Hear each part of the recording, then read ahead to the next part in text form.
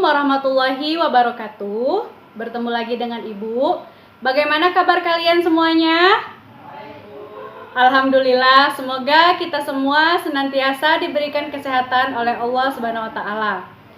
Sebelum kita masuk ke pelajaran, ada baiknya kita berdoa terlebih dahulu. Tolong kepada ketua kelas pimpin doanya ya.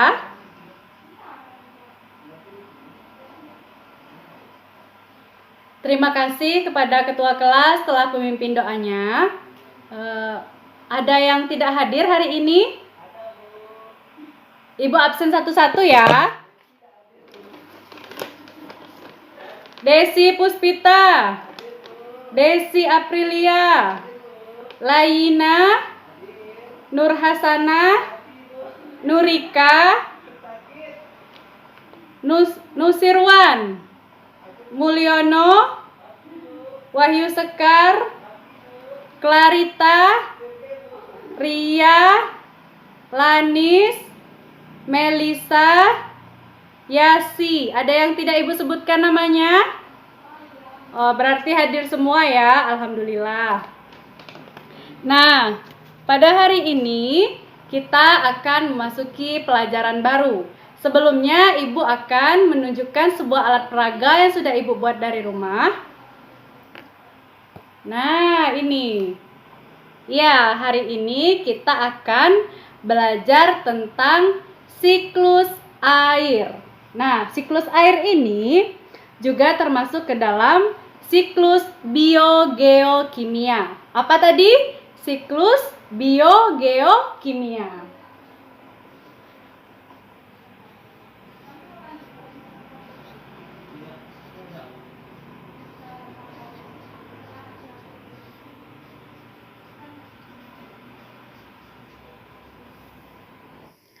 Baiklah, adapun tujuan pembelajaran kita pada hari ini yaitu yang pertama, siswa dapat mengetahui pengertian dari siklus biogeokimia. Yang kedua, siswa dapat mengetahui pengertian dari siklus air, kemudian manfaat dari air, kemudian yang terakhir yaitu tahapan dari siklus-siklus air. Semoga dengan adanya tujuan pembelajaran ini, siswa dapat mengikuti pelajaran dengan baik dan benar. Paham semuanya anak-anak? Tolong disimak baik-baik ya Ibu menjelaskan. Ya, kita mulai dari pengertian siklus biogeokimia. Siklus adalah perputaran waktu yang berulang-ulang secara tetap dan teratur. Kemudian biogeokimia. Ada yang tahu biogeokimia itu apa? Biogeokimia terdiri dari 3 kata, yaitu biologi, geologi, dan kimia. Jadi, siklus biogeokimia adalah peredaran unsur-unsur kimia dari lingkungan atau abiotik ke komponen hidup atau biotik, kemudian kembali lagi ke lingkungan. Proses ini terjadi secara terus-menerus tanpa henti. Nah, proses biogeokimia ini terjadi di dalam ekosistem. Jadi, proses ini mendukung berlangsungnya kehidupan. Apabila proses ini terhenti, maka kehidupan juga ikut terhenti.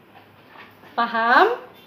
Iya. Baiklah, sebenarnya siklus biogeokimia ini terdiri dari macam-macam siklus. Di antaranya ada siklus air atau siklus hidrologi. Yang kedua siklus fosfor, siklus sulfur, siklus karbon dan oksigen, dan siklus nitrogen. Akan tetapi pada pertemuan kali ini, Ibu akan menjelaskan tentang siklus air.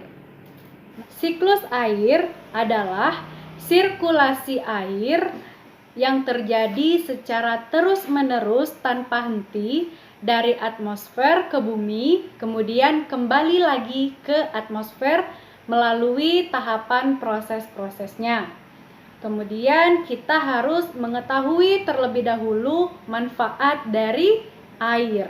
ternyata air sangat banyak bermanfaat bagi kehidupan. Di antaranya sebagai pelarut, sebagai pengatur suhu tubuh, sebagai pengatur tekanan osmotik sel, kemudian pada tumbuhan yaitu sebagai bahan baku fotosintesis. Manfaat air yang lainnya bagi kehidupan manusia diantaranya untuk minum, untuk masak, ada lagi yang tahu? Untuk mandi, kemudian mencuci, irigasi, pembangkit tenaga listrik maupun tempat pariwisata.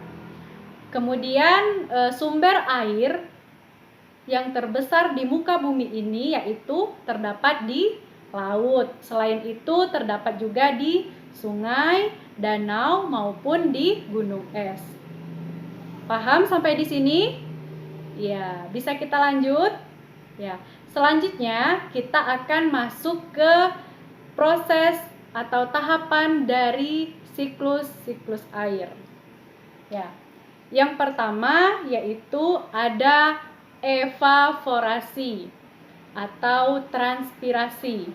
Evaporasi atau transpirasi yaitu proses penguapan. Yang kedua, tahap yang kedua yaitu kondensasi atau pengembunan. Kemudian tahap yang ketiga yaitu presipitasi atau turunnya butir-butiran air dari atmosfer ke bumi. Nah, seperti yang Ibu katakan tadi, siklus air terdiri dari tahapan yang pertama yaitu evaporasi. Nah, bisa dilihat ya. Di sini pada bilik evaporasi terdapat unsur-unsur penyusunnya seperti laut maupun tumbuhan. Dan juga ada sinar matahari. Air laut akan menguap dengan bantuan sinar matahari dan akan naik ke atmosfer. Evaporasi adalah proses penguapan air laut oleh bantuan sinar matahari. Kemudian pada tumbuhan juga mengalami penguapan, akan tetapi istilah pada tumbuhan yaitu transpirasi. Apa tadi transpirasi? Ya, transpirasi adalah proses penguapan yang terjadi pada tumbuhan. Kemudian, gabungan antara penguapan oleh air laut dan tumbuhan disebut evapotranspirasi. Tahapan yang kedua yaitu ada yang namanya peristiwa kondensasi. Nah, ini peristiwa kondensasi. Kondensasi adalah proses pengembunan oleh uap air tadi menjadi partikel titik-titik air yang akan membentuk awan. Nah, di sini terlihat uap-uap air tadi akan menggumpal dan membentuk awan. Kemudian awan tersebut akan bergabung menjadi awan yang lebih besar. Semakin banyak partikel air, maka semakin banyak pula awan akan menyerap air. Nanti awan-awan ini lama-lama akan menebal, kemudian akan menghitam atau kita bisa lihat pada saat mendung. Nah, pada saat mendung awan-awan akan menghitam. Kemudian awan-awan yang menghitam tadi selanjutnya tidak dapat lagi menampung saking banyaknya uap air yang berada di dalamnya. Kemudian terjadilah proses presipitasi. Nah, proses presipitasi. Ada yang tahu presipitasi itu apa? Ya, hujan. Ya. Lebih tepatnya, proses presipitasi adalah turunnya titik-titik air dari awan atau yang disebut dengan rintik-rintik hujan. Nanti air hujan akan membasahi permukaan bumi. Kemudian akan menyerap ke tanah. Proses penyerapan air ke tanah disebut infiltrasi. Bisa dilihat? Ya. Apa tadi infiltrasi? Ya, infiltrasi adalah proses penyerapan air ke dalam pori-pori tanah. Ada juga sebagian besar air akan dialirkan kembali ke laut. Sebagian besar lagi akan diserap oleh tumbuhan. Kemudian air ini akan menuju ke laut. Nah, selanjutnya proses siklus air akan terus-menerus berlangsung tanpa henti, seperti proses sebelumnya. Paham?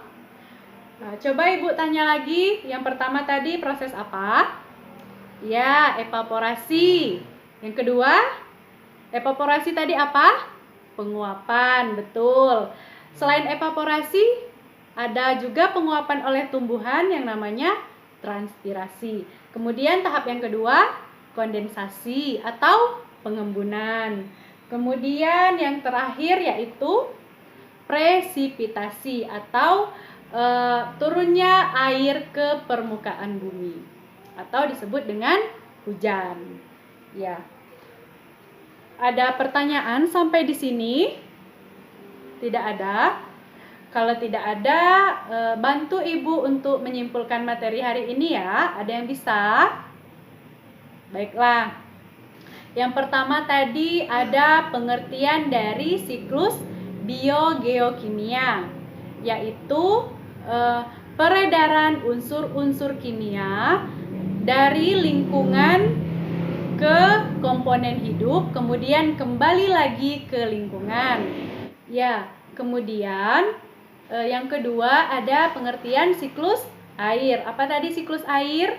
Ya, siklus air adalah sirkulasi air tanpa henti dari atmosfer ke bumi, kemudian kembali lagi ke atmosfer. Selanjutnya, manfaat air tadi apa saja? Sebagai pelarut, sebagai pengatur suhu tubuh, pengatur tekanan osmotik sel, kemudian sebagai bahan baku fotosintesis pada kehidupan manusia untuk mandi, mencuci, minum, irigasi, pembangkit tenaga listrik, bisa dijadikan sebagai tempat pariwisata. Nah, selanjutnya yaitu ada siklus air. Yang pertama apa? Ibu catat saja ya. Apa tadi proses yang pertama? Evaporasi atau transpirasi. Kemudian ke apa lagi? Kondensasi.